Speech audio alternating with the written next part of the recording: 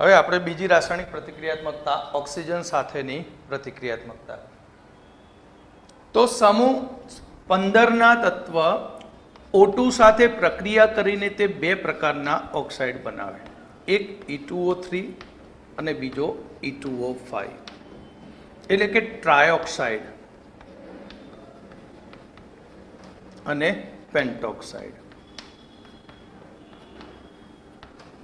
જેમાં ઓક્સિડેશન અવસ્થા +3 અને આની ઓક્સિડેશન અવસ્થા +5. સામાન્ય રીતે એવું કહેવામાં આવે કે જેમ ઓક્સિડેશન અવસ્થા વધુ હોય તેમ તેનો એસિડિક ગુણ પણ વધારે હોય. એટલે કે આપણે કહી શકીએ કે +5 ઓક્સિડેશન અવસ્થા ધરાવતા ઓક્સાઇડ એ +3 ઓક્સિડેશન અવસ્થા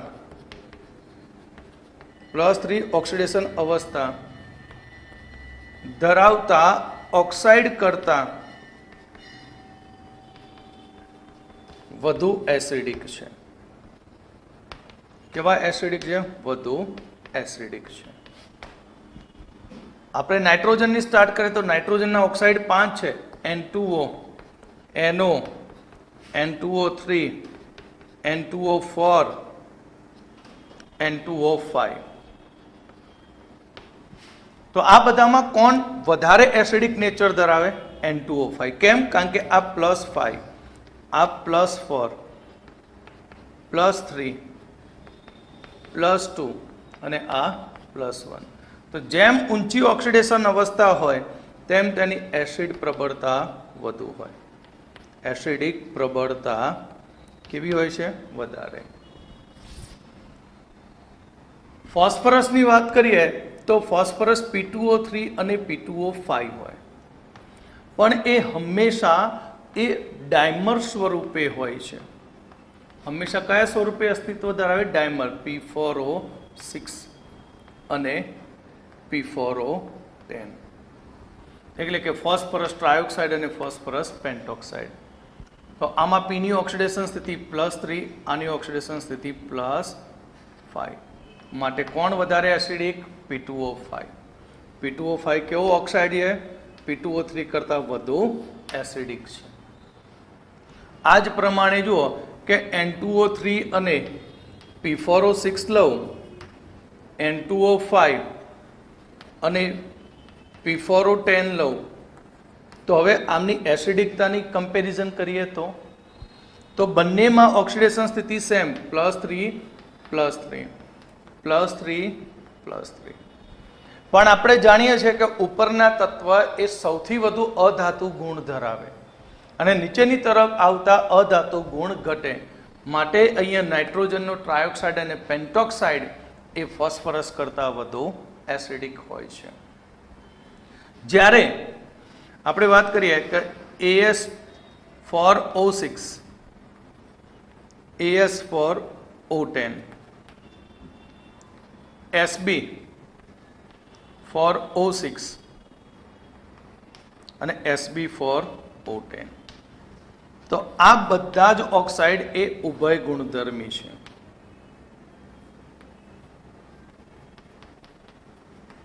ઉભય ગુણધર્મી ઓક્સાઇડ.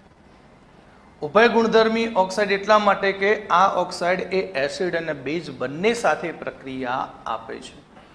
જ્યારે બિસ્મથ Bi2O3 નો ઓક્સાઇડ એ બેઝિક ઓક્સાઇડ છે. Bi2O3 નો ઓક્સાઇડ કેવો છે? બેઝિક ઓક્સાઇડ છે. ઓકે, હવે આપણે નંબર 3, ધાતુ સાથેની પ્રક્રિયા.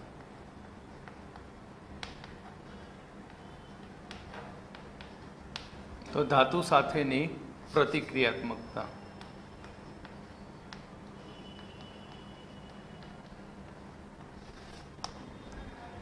તો સમૂહ 15 ના તત્વો ધાતુ સાથે પ્રક્રિયા કરીને -3 ઓક્સિડેશન અવસ્થા ધરાવે છે.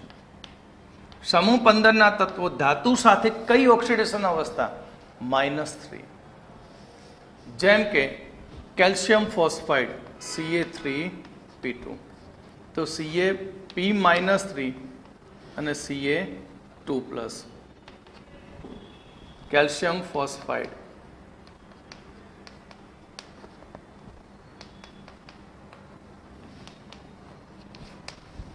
એ જ પ્રમાણે Na3As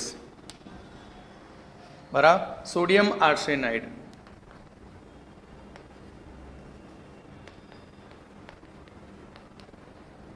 જેમાં As-3 અવસ્થામાં. ઝિંક એન્ટીમોનાઇડ, જેમાં એન્ટીમની -3.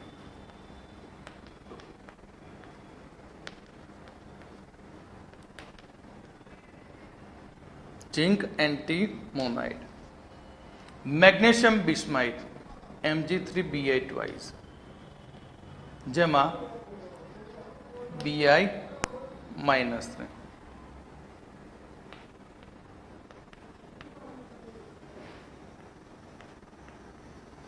મેગ્નેશિયમ બિસ્માઇટ. ઓકે, તો આ થઈ ધાતુ સાથેની પ્રતિક્રિયાત્મકતા.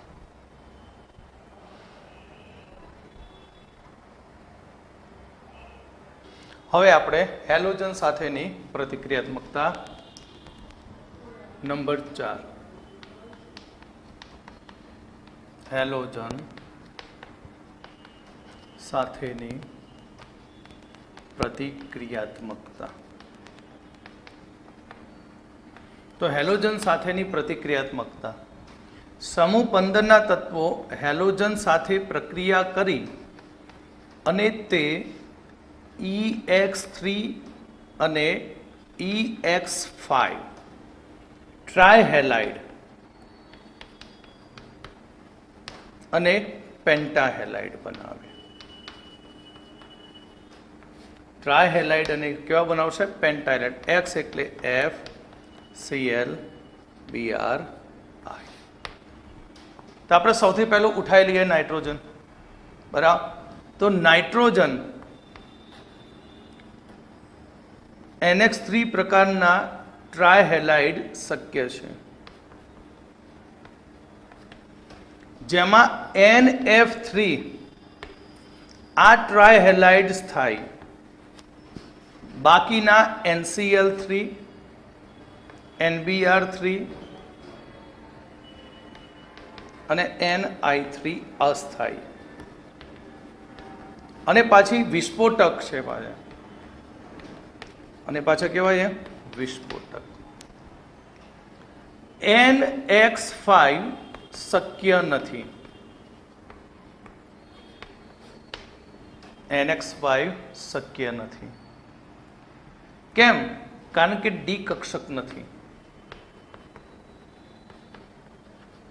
ડી કક્ષક પ્રાપ્ય નથી. અને બીજું કે એની બંધન ક્ષમતા કેટલી છે? 4. તથા નાઇટ્રોજનની બંધન ક્ષમતા 4 છે. જ્યારે અન્ય તત્વોની વાત કરીએ તો આ +3 છે અને આ +5 છે.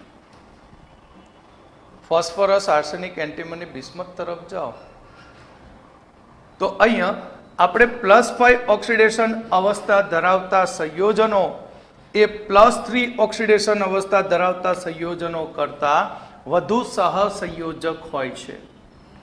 +5 ઓક્સિડેશન અવસ્થા ધરાવતા સંયોજનો એ +3 ઓક્સિડેશન અવસ્થા ધરાવતા સંયોજન કરતા વધુ સહસંયોજક વલણ ધરાવે છે. વધુ સહસંયોજક વલણ ધરાવે. કયા નિયમ મુજબ? ફઝાન રૂલ્સ. તો ફઝાન નિયમ મુજબ તમને ખબર હશે કે જો ધન વીજભાર જેટલો નાનો હોય, ધન આયન નાનો હોય અને એનો પોઝિટિવ ચાર્જ વધુ હોય, તો આ ધન આયન શું કરે કે મોટા કદનો જે ઋણ આયન હોય છે એ ઋણ આયનના ઇલેક્ટ્રોન વાદળને પોતાની તરફ એટ્રેક્ટ કરે, આકર્ષે. એટલે અહીં શું થશે? ધ્રુવીભવન થાય. અને આ ધ્રુવીભવન થવાને કારણે બંને વચ્ચે કયો બંધ બને? સહસંયોજક. જેટલો ધન આયન સ્ટ્રોંગ એટલું ધ્રુવીભવન વધારે થાય. બરાબર?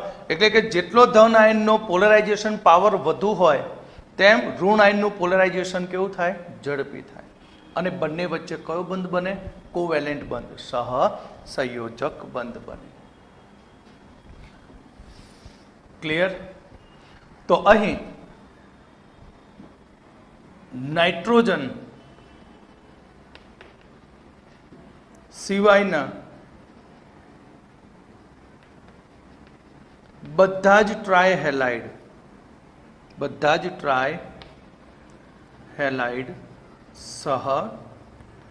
સહસંયોજક હોય છે. એમાં અપવાદ છે પાછું BF3. તો BiF3 આયનીય હેલાઇડ છે. કેવો હેલાઇડ છે? આયનીય હેલાઇડ. તો BiF3 ની વાત કરીએ તો Bi માં ટ્રાયહેલાઇડ શક્ય છે. Bi નો ટ્રાયહેલાઇડ શક્ય છે, પણ પેન્ટાહેલાઇડ શક્ય નથી. BX5 પેન્ટાહેલાઇડ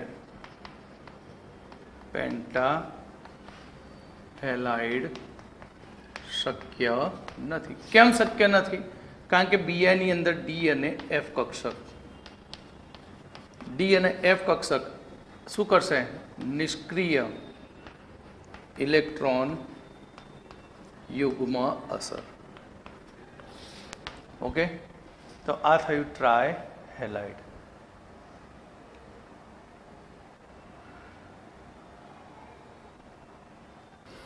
તો આજે આપણે નાઇટ્રોજન સમૂહની અંદર આગળ વધીએ. તો આજે આપણે એની નાઇટ્રોજનના તત્વો, નાઇટ્રોજનના સંયોજનની બનાવટ, ડાયનાઇટ્રોજન વાયુની બનાવટ વિશે જોઈશું. એની અંદર આપણે અહીંયા સૌથી પહેલું ડાયનાઇટ્રોજન વાયુની બનાવટ, ડાયનાઇટ્રોજન વાયુ.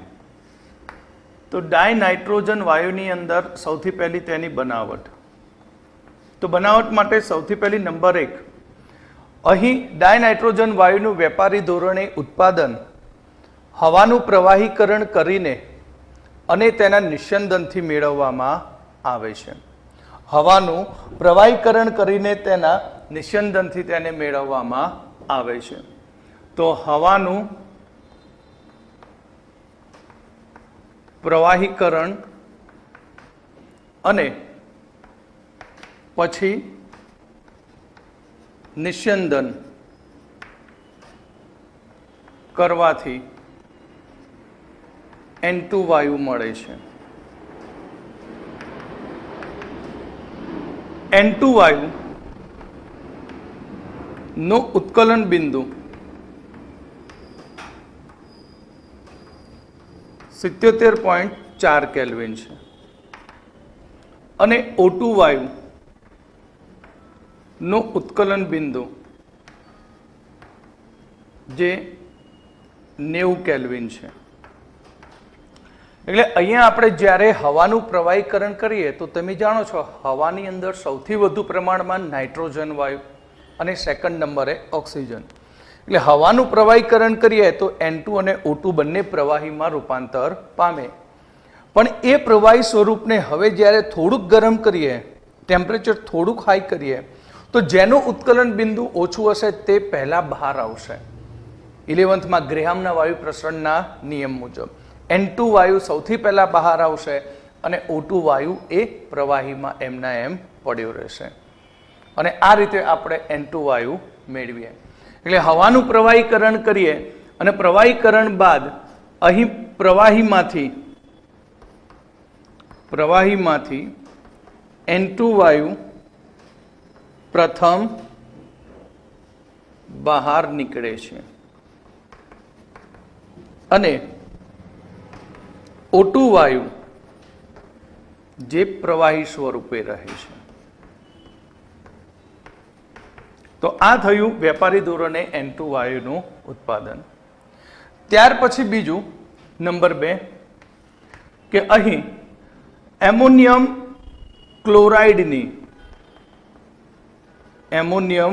ક્લોરાઇડની સોડિયમ નાઇટ્રાઇટ સાથે પ્રક્રિયા કરતા એમોનિયમ ક્લોરાઇડ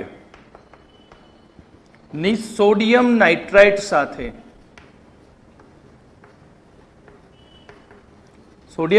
સાથે પ્રક્રિયા કરતા સૌથી પહેલા આપણે જુઓ Na plus NO3 minus Cl minus NH4 plus, તો Na પ્લસ Cl સાથે જતો રહે એટલે સૌથી પહેલો બની જાય NaCl.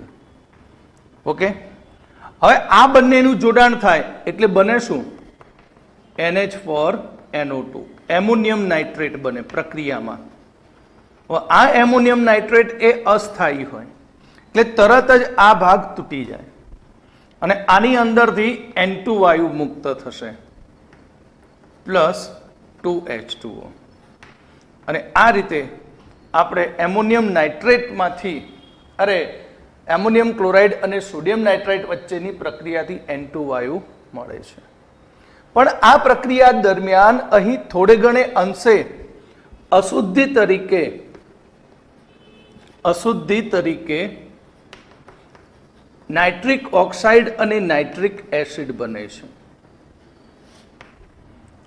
અને વાયુ સાથે રહેલી આ અશુદ્ધિને દૂર કરવા માટે તેને પોટેશિયમ ડાઇક્રોમેટ K2Cr2O7 નું H2SO4 ના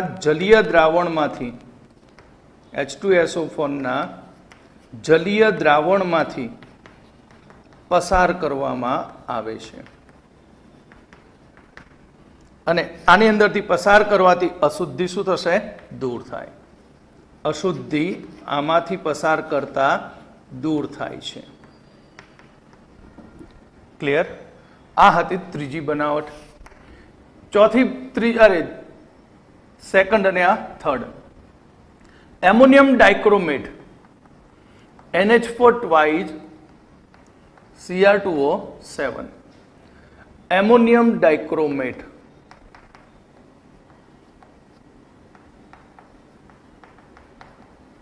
તો એમોનિયમ ડાઇક્રોમેટનું ઉષ્મીય વિઘટન કરતા કયું વિઘટન? ઉષ્મીય. તો એમોનિયમ ડાઇક્રોમેટનું ઉષ્મીય વિઘટન કરતા N2 વાયુ મળે છે પ્લસ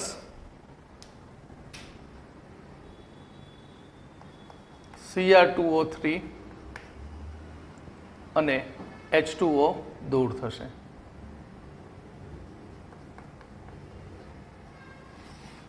અને આ રીતે એમોનિયમ ડાઇક્રોમેટમાંથી N2 વાયુ મળે. ત્યારબાદ નંબર 4 અતિશુદ્ધ N2 વાયુ બેરિયમ એઝાઇડ. અતિશુદ્ધ N2 વાયુ બેરિયમ એઝાઇડ અથવા સોડિયમ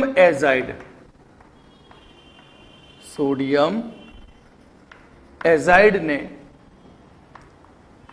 ગરમ કરીને મેળવી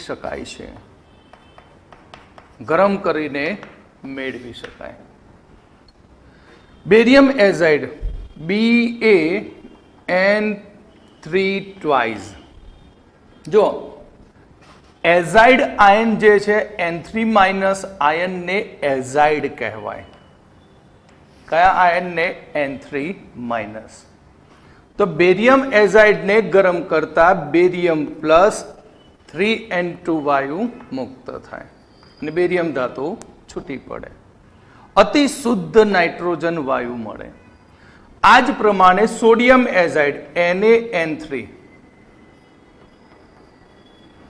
તો NaN3 ને ગરમ કરો તો સોડિયમ પ્લસ 3N2 ગેસ અને Na ધાતુ છૂટી પડે. નંબર 5, ડાયનાઇટ્રોજન વાયુ મેળવવા માટે ઉત્પાદક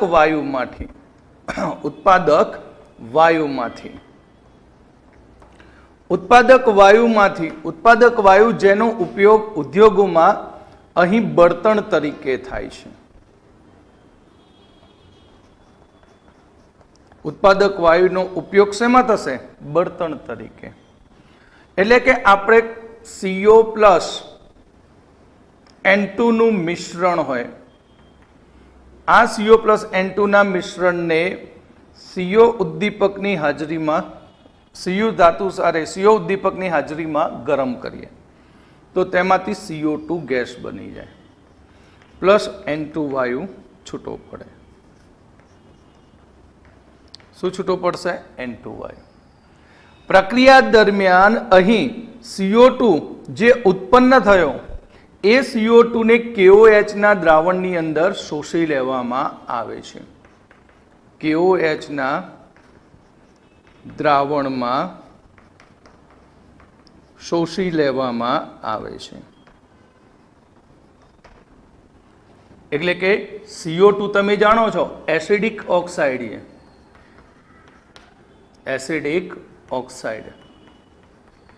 હવે એની KOH સાથે પ્રક્રિયા થાય અને KOH બેઝ છે માટે ત્યાં પોટેશિયમ કાર્બોનેટ બની જાય. શું બનશે? Potassium carbonate. અને પોટેશિયમ કાર્બોનેટ સ્વરૂપે CO2 દૂર થશે અને શુદ્ધ આપણને N2 વાયુ મળે. CuO આની સાથે ઉદ્દીપક તરીકે જોડાય એટલે કોપર ધાતુ છૂટી પડે. OCO માં જતો રહેશે તો બાકી છૂટી પડી જશે CO. તો આ થઈ નાઇટ્રોજન વાયુ માટેની બનાવટ 5. ઓકે.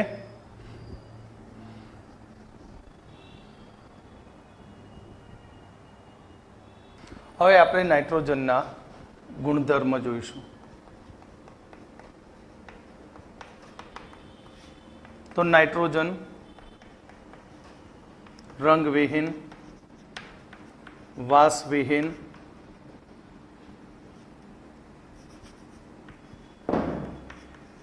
સ્વાદવિહીન, બિનઝેરી વાયુ છે. બીજો મુદ્દો N2 વાયુ નીચા ગલન બિંદુ અને ઉત્કલન બિંદુ ધરાવે છે. ત્રીજું નાઇટ્રોજનના 2 સમસ્થાનિકો છે.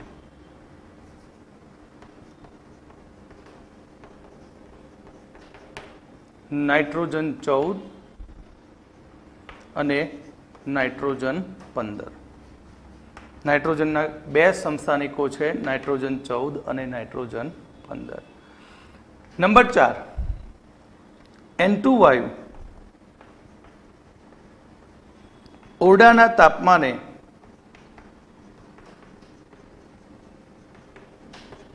નિષ્ક્રિય વાયુ જેવા હોય છે.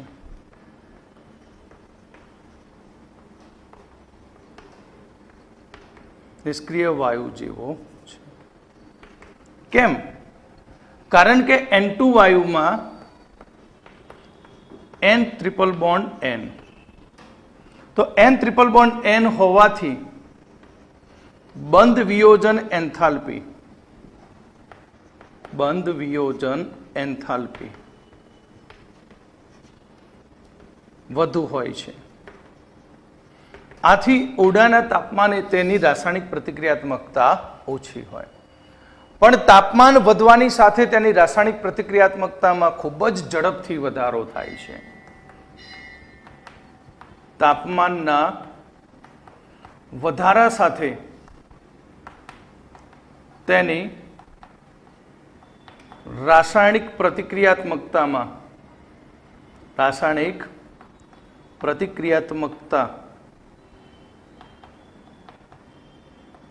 ખૂબ જ ઝડપથી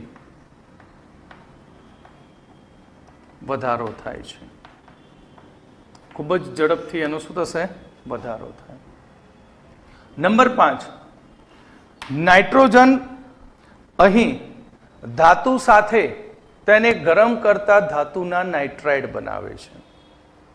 ધાતુ સાથે ગરમ થતા ધાતુ સાથે ગરમ કરતા ધાતુના નાઇટ્રાઇડ બનાવે છે. જેમ કે લિથિયમ ધાતુ ને N2 સાથે ગરમ કરો તો લિથિયમ નાઇટ્રાઇડ બને Li3N. અહીંયા 2 ટાઈમ્સ કરી દઈએ તો 6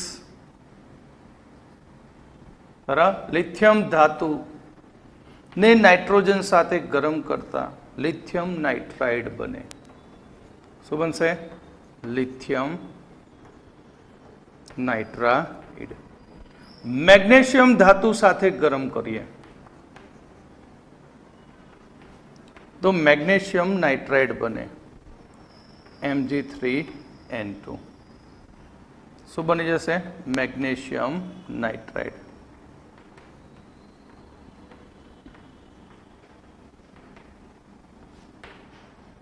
ઓકે. અહીંયા તમે જુઓ તો આ સમૂહ 1 નું તત્વ છે અને આ સમૂહ 2 નું તત્વ. કયો ગુણધર્મ? યાદ કરો, ક્રોસમાં વિકર્ણ સંબંધ.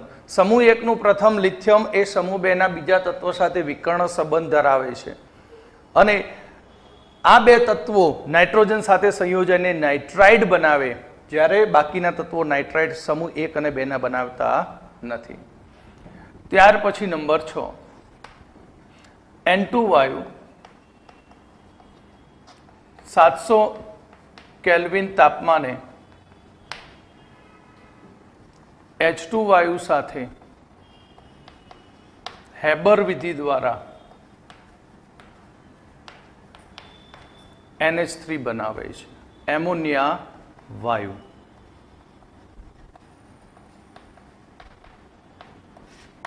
એટલે કે N2 gas plus 3H2 gas. આના વિશે ડીપમાં આગળ જોઈશું આપણે આ જ ચેપ્ટરમાં. તો અહીંયા મળશે અને અહીંયા ઉદ્દીપકની હાજરીમાં તો 2NH3 ગેસ સાથે ડેલ્ટા H 46.1 કિલો જૂલ પ્રતિ મોલ ઉર્જાનું ઉત્સર્જન થાય. નંબર 7, N2 વાયુ ની O2 સાથે ખૂબ જ ઊંચા તાપમાને 2000 કેલ્વિને ગરમ કરતા 2NO ગેસ નાઇટ્રિક ઓક્સાઇડ બને છે. શું બનશે? Nitric oxide. ઓકે. આગળ આમ એક જોઈએ.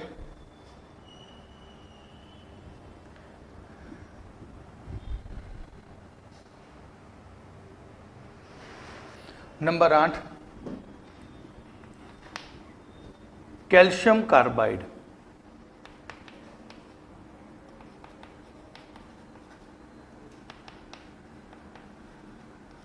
કેલ્શિયમ કાર્બાઇડની N2 સાથે ગરમ કરતા કેલ્શિયમ સાયનેમાઇડ બને CaCN2 પ્લસ કાર્બન છૂટો પડે. કેલ્શિયમ સાયનેમાઇડ બને. કેલ્શિયમ સાયનેમાઇડ બને એને નાઇટ્રોલિયમ ખાતર કહે છે. આને શું કહેવામાં આવશે? નાઇટ્રોલિયમ ખાતર કહેવામાં આવે છે. આ કેલ્શિયમ સાયનેમાઇડ બન્યો એ કેલ્શિયમ સાયનેમાઇડ અહીં પાણી સાથે પ્રક્રિયા કરતા તેમાંથી કેલ્શિયમ કાર્બોનેટ અને એમોનિયા વાયુ છૂટો પડે CaCN2. નાઇટ્રોલિયમ ખાતરની પાણી સાથે પ્રક્રિયા થતા કેલ્શિયમ કાર્બોનેટ અને તેમાંથી એમોનિયા વાયુ છૂટો પડશે અને આ એમોનિયા વાયુ એ વનસ્પતિના વિકાસમાં મદદરૂપ થાય. જેમ કે આપણે યુરિયા ખાતર નાખીએ છીએ, સેમ એ જ ટોપિક છે કેલ્શિયમ સાયનેમાઇડ બને અને એ કેલ્શિયમ સાયનેમાઇડની પાણી સાથે પ્રક્રિયા થતાં કેલ્શિયમ કાર્બોનેટ અને તેમાંથી મળશે એમોનિયા વાયુ. તો એનો ઉપયોગ શું?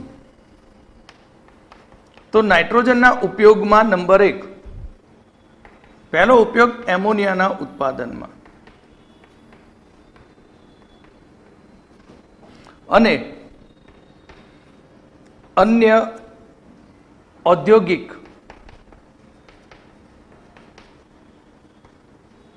રસાયણના ઉત્પાદનમાં,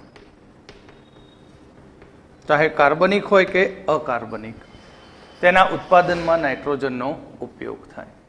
બીજું કે પ્રક્રિયામાં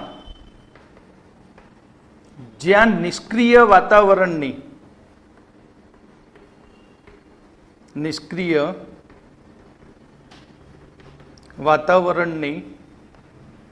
જરૂર હોય ત્યાં N2 વાયુનો ઉપયોગ થાય છે. જ્યાં નિષ્ક્રિય વાતાવરણની જરૂર હોય ત્યાં N2 વાયુનો ઉપયોગ થાય છે. જેમ કે સ્ટીલ અને લોખંડ.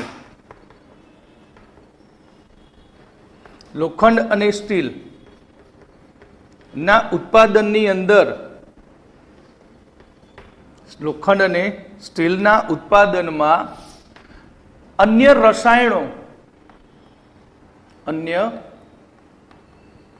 રસાયણની પ્રતિક્રિયાત્મકતા ઘટાડવા માટે મંદક તરીકે ઉપયોગી છે.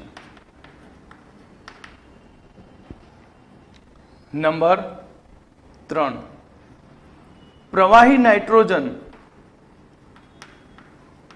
નો ઉપયોગ શીતક તરીકે,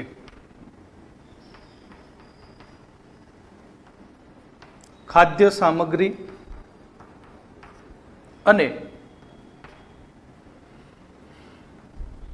જૈવિક નમૂના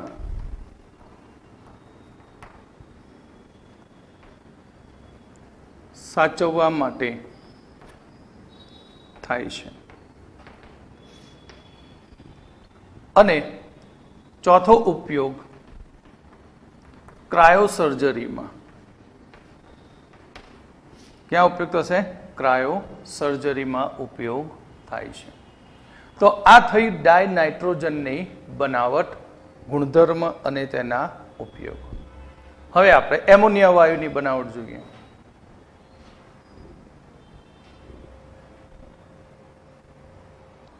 હવે આપણે બીજા નાઇટ્રોજન સંયોજનની રજૂઆત કરીએ, એમોનિયા વાયુ. એમોનિયા એટલે NH3.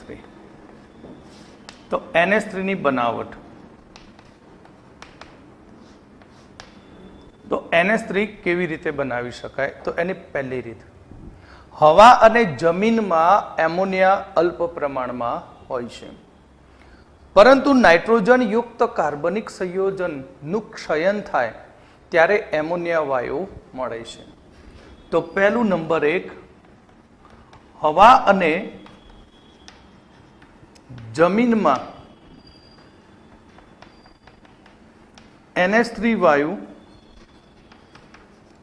અલ્પ પ્રમાણમાં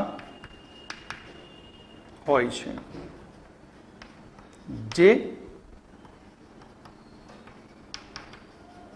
નાઇટ્રોજન યુક્ત કાર્બનિક સંયોજનના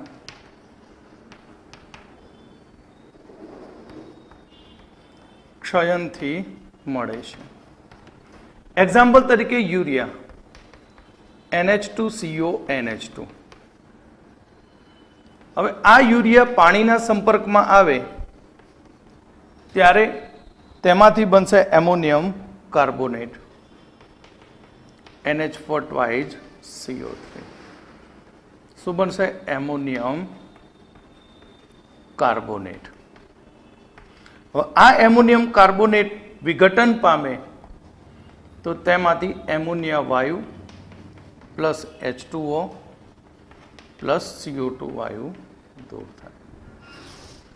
તો આ પહેલી રીત એમોનિયા વાયુની બનાવટ. બીજી રીત એમોનિયા વાયુને બનાવવા માટેની, એમોનિયમના ક્ષારોની કેલ્શિયમ હાઇડ્રોક્સાઇડ અથવા સોડિયમ હાઇડ્રોક્સાઇડ સાથે પ્રક્રિયા કરવાથી એમોનિયા વાયુ મળતો હોય છે. એમોનિયમના ક્ષારો કોની? એમોનિયમના ક્ષાર. એમોનિયમના ક્ષારની જેમ કે NH4Cl એમોનિયમ ક્લોરાઇડ. આ એમોનિયમ ક્લોરાઇડની આપણે કેલ્શિયમ હાઇડ્રોક્સાઇડ સાથે પ્રક્રિયા કરીએ. કેલ્શિયમ હાઇડ્રોક્સાઇડ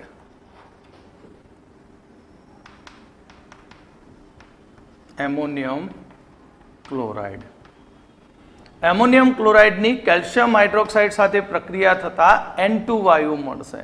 એટલે CaCl2 અરે એમોનિયા વાયુ sorry NH3 2NH3 gas plus CaCl2 plus H2O calcium chloride અને એમોનિયા વાયુ મળે. આ જ પ્રમાણે ammonium sulphate NH4 twice SO4 ammonium sulphate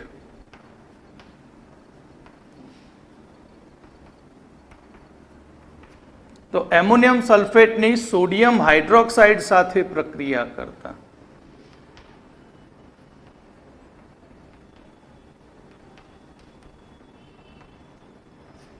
તો એમોનિયમ સલ્ફેટની સોડિયમ હાઇડ્રોક્સાઇડ સાથે પ્રક્રિયા કરીએ તો તેમાંથી એમોનિયા વાયુ મળશે પ્લસ Na2SO4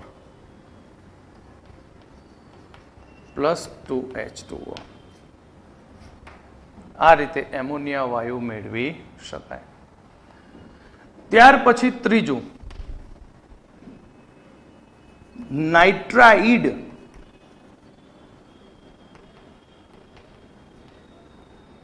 સંયોજનના જળ વિભાજનથી.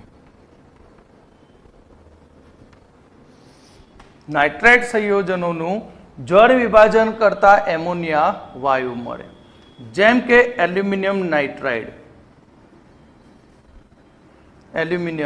નાઇટ્રાઇડ પ્લસ H2O હાઇડ્રોલિસિસ કરીએ તો હાઇડ્રોલિસિસમાં એસિડમાંથી H પ્લસ OH પાણીમાંથી H પ્લસ OH માઇનસ અને Ln માંથી Al3 પ્લસ અને N3 માઇનસ.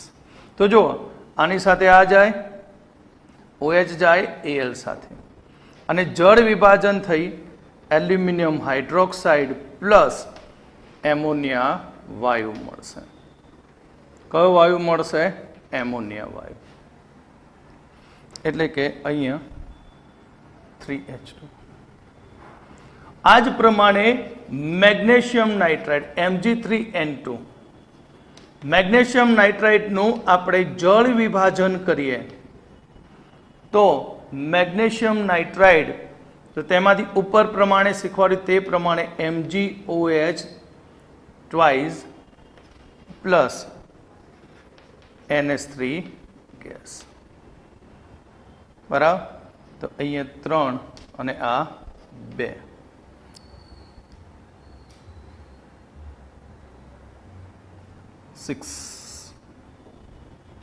ઓકે, તો આ રીતે નાઇટ્રાઇડ સંયોજનોના જળ વિભાજનથી પણ એમોનિયા વાયુ મળે. પણ એમોનિયા વાયુનું ઔદ્યોગિક ઉત્પાદન એ હેબર વિધિ દ્વારા કરવામાં આવે છે. તો હવે આપણે હેબર વિધિ દ્વારા કેવી રીતે ઉત્પાદન થાય તે.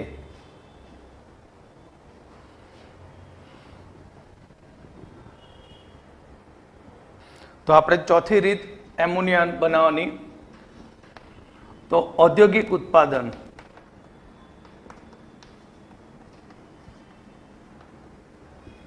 હેબર વિધિ દ્વારા થાય છે. અને હેબર વિધિ દ્વારા એમોનિયાના ઉત્પાદનમાં લે સેટેલિયર ના નિયમ મુજબ થાય છે. લેસેટેલિયરના નિયમ મુજબ થાય, જેમાં બંધ પાત્રમાં N2 gas plus 3H2 gas પ્રક્રિયા આમ તો રિવર્સિબલ હોય છે અને તેમાંથી બનશે 2NH3 ગેસ, પણ આ પ્રક્રિયા માટે દબાણ 200 ATM અને 700 કેલ્વિન તાપમાને પ્રક્રિયા કરવામાં આવે છે, ત્યારે 46.1 કિલો જૂલ પ્રતિ મોલ ઉર્જા ઉત્સર્જિત થાય. આ પ્રક્રિયાની અંદર ઉદ્દીપક તરીકે super oxide, potassium super oxide અને Al2O3 એલ્યુમિનાને Fe સાથે ઉદ્દીપક તરીકે વાપરવામાં આવે છે. ઉદ્દીપક તરીકે શું હોય Fe સાથે? તો Fe સુપર ઓક્સાઇડ K2O અને બીજો હશે Al2O3. આ ઉદ્દીપકો જે છે એ ઉદ્દીપકોની ક્રિયાશીલતા વધારવા માટે, એમની તાકાત વધારવા માટે ઉદ્દીપકની સાથે પ્રવર્ધક તરીકે મોલિબ્લેન્ડમ ઉમેરવામાં આવે છે. કઈ ધાતુ? મોલિબ્લેન્ડમ ધાતુ ઉમેરવામાં આવે છે. તો એમોનિયાના ગુણધર્મો. તો એમોનિયાના ગુણધર્મની અંદર એમોનિયાનું સ્ટ્રક્ચર જોઈએ તો નાઇટ્રોજન H H H અને એની ઉપર એક લોન પેર, એટલે કે અહીં બોન્ડ પેર કેટલી? 4. બોન્ડ પેર 3. કયા 3? તો 1 2 3. બંધકારક 3, અબંધકારક 1 લોન પેર, માટે સ્ટીરિયોજેનિક નંબર 4, માટે સંકરણ sp3. sp3 સંકરણ આકાર સમચતુષ્ફલકીય હોવો જોઈએ, પણ એના ઉપર એક લોન પેર છે. લોન પેરને દબાવી દો તો ટેન્ટ જેવો આકાર બની જાય, ત્રિકોણીય પિરામિડ. તો આનો આકાર ત્રિકોણીય પિરામિડલ, જેમાં અહીંયા બોન્ડ એંગલ 107.8 ડિગ્રી અને બંધ લંબાઈ 101.7 પિકોમીટર છે. એમોનિયા રંગવિહીન અને તીવ્ર વાસ ધરાવતો વાયુ છે. ગલનબિંદુ 198.4 કેલ્વિન અને ઉત્કલન બિંદુ 239.7 કેલ્વિન છે. અહીં આપણે જોઈએ તો ગલન બિંદુ અને ઉત્કલન બિંદુ એમોનિયાના જે હોવા જોઈએ એના કરતાં, એના મોલર દર પ્રમાણે જેટલા હોવા જોઈએ તેના કરતાં સહેજ વધારે હોય છે. અપેક્ષિત કરતાં તેના ગલન બિંદુ ઉત્કલન બિંદુ વધુ છે. કેમ? તો એનું કારણ ત્રીજું કે અહીં એમોનિયા પ્રવાહી અથવા ઘન અવસ્થામાં પાણીની જેમ હાઇડ્રોજન બંધ બનાવે છે. આથી આણ્વીય દળ મુજબ ગલન બિંદુ અને ઉત્કલન બિંદુ જે હોવા જોઈએ તેના કરતાં વધુ મળે છે. કોના લીધે વધુ મળે? હોવા જોઈએ તેના કરતાં H બંધના લીધે. કારણ કે નાઇટ્રોજન H H H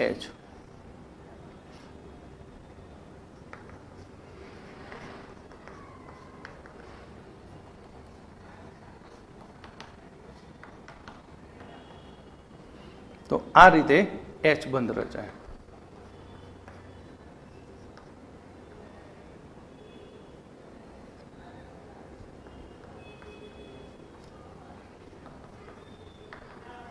અને આ H બોન્ડને કારણે તેના અપેક્ષિત કરતા ગલનબિંદુ ઉત્કલન બિંદુ આપણને સહેજ ઊંચા જોવા મળે છે.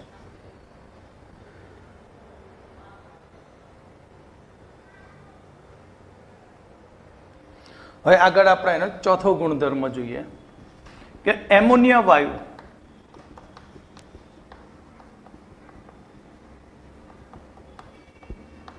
પાણીમાં દ્રાવ્ય થાય છે અને OH માઇનસ આયન બનાવે છે. આથી NH3 નિર્બળ બેઝ છે. એમોનિયા કેવો છે? નિર્બળ બેઝ. એટલે કે NH3 gas plus H2O liquid gives. તો અહીં આ બેઝ, તો આ એસિડ બ્રોન્સ્ટેડ લોરી મુજબ શું થશે? એસિડ H પ્લસ આપે તો NH4 plus plus OH minus, NH4 plus plus OH minus. તો અહીં આ જે બેઝિક ગુણધર્મ છે, બેઝિક ગુણધર્મને કારણે અહીં તે એસિડ સાથે પ્રક્રિયા કરીને તેના સોલ્ટ બનાવે છે. એમોનિયમના શું બનાવશે? Salt. Number 5, ammonium hydroxide base હોવાથી એસિડ સાથે પ્રક્રિયા કરીને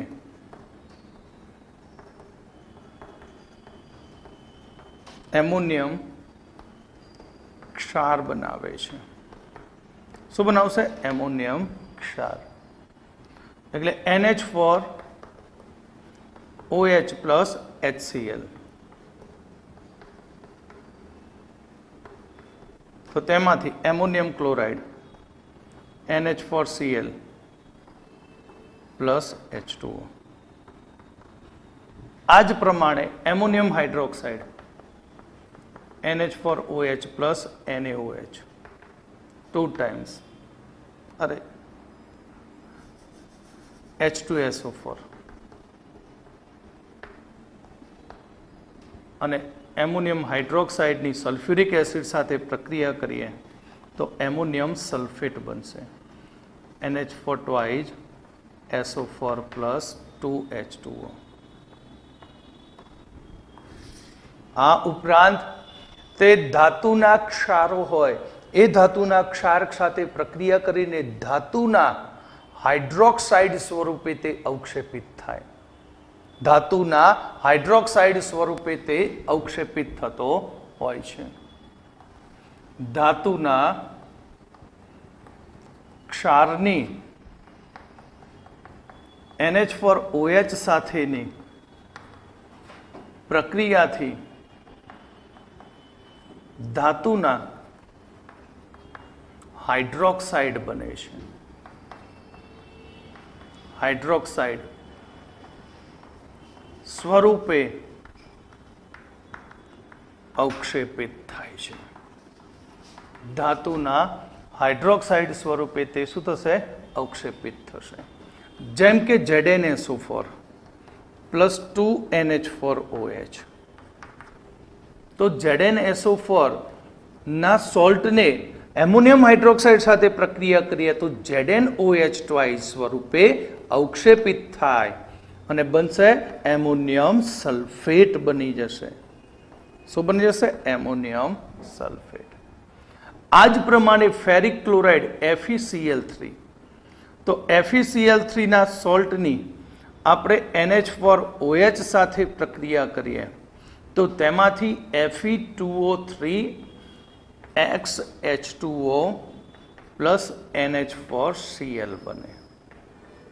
પ્લસ NH4Cl અને ફેરિક ક્લોરાઇડ એ ઓક્સાઇડ સ્વરૂપે અવક્ષેપિત થતો હોય છે. ઓકે, આપણે હવે 7મો ગુણધર્મ જોઈશું. નંબર 7, જો એમોનિયા ઉપર આપણે જોયું સ્ટ્રક્ચરમાં કે એમોનિયામાં નાઇટ્રોજન ઉપર એક અબંધકારક ઇલેક્ટ્રોન યુગ્મ આવેલું છે, માટે તે લુઈસ બેઝ તરીકે વર્તે.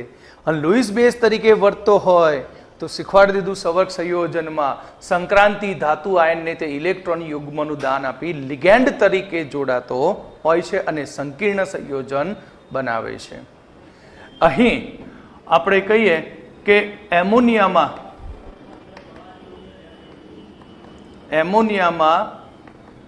નાઇટ્રોજન પર અબંધકારક ઇલેક્ટ્રોન યુગ્મ હોવાથી લુઈસ બેઝ તરીકે વર્તે છે. કયા બેઝ તરીકે? લુઈસ બેઝ તરીકે, જે સંક્રાંતિ ધાતુ આયનને ઇલેક્ટ્રોન યુગ્મનું દાન કરીને લિગેન્ડ તરીકે જોડાઈ સંકીર્ણ સંયોજન બનાવે છે.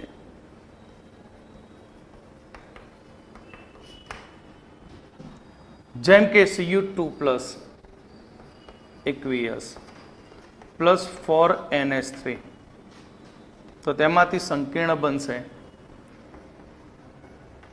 CuNH3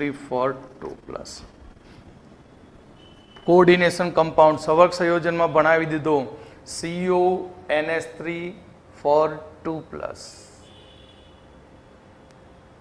ઇલેક્ટ્રોન રચના શું? 3D9. Ammonia strong ligand. સંકરણ કયું? બરાબર, સંકરણ DsP2. આકાર બને આનો સમતલીય ચોરસ. ચુંબકીય ગુણધર્મ શું થાય?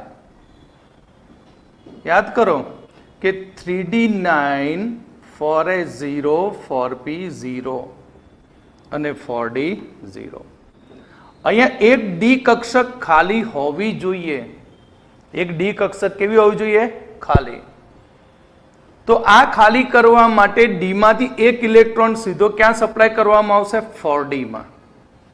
અને 4D માં જાય એટલે એક ખાલી પડે, ડી, એક એસ અને 2 પી સંમિશ્રણથી DsP2 સંકરણ થાય.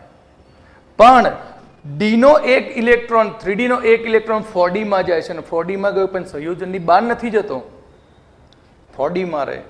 માટે આ અનુચુંબકીય ગુણધર્મ ધરાવશે. કયો ગુણધર્મ? અનુચુંબકીય. યાદ રાખજો, કયો ગુણધર્મ એ? અનુચુંબકીય. આ જ પ્રમાણે Ag+ Cl- તો AgCl ના વ્હાઇટ અવક્ષેપ મળશે, વ્હાઇટ પીપીટી પ્રેસિપિટેટ. આ વ્હાઇટ પીપીટી છે એ એમોનિયામાં દ્રાવ્ય થાય. શામાં દ્રાવ્ય થાય? એમોનિયામાં. આ ખાસ યાદ રાખજો, ઇનઓર્ગેનિક સંયોજનોનું જ્યારે પૃથ્થકરણ કરતા હોય ત્યારે પૂછાય કે એમોનિયમ ક્લોરાઇડ શામાં દ્રાવ્ય, અરે સિલ્વર ક્લોરાઇડ શામાં દ્રાવ્ય થાય? તો સિલ્વર ક્લોરાઇડ એમોનિયામાં દ્રાવ્ય થાય. એટલે હવે દ્રાવ્ય કેવી રીતે થશે? તો AgCl સોલિડ પ્લસ 2NH3. માટે અહીંયા સંકીર્ણ બનશે AgNH3 twice plus Cl minus.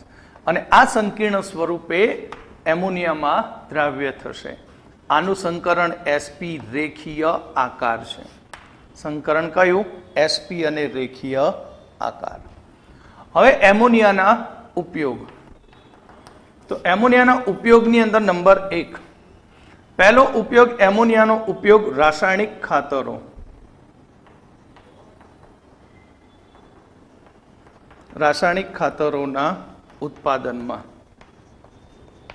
જેમ કે urea, ammonium sulphate, ammonium nitrate,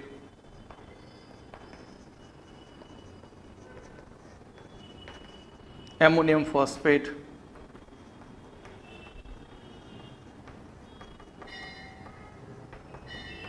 જેવા રાસાયણિક ખાતરોના ઉત્પાદનમાં થાય અને અન્ય બીજા કેટલાય અકાર્બનિક સંયોજનોની બનાવટમાં.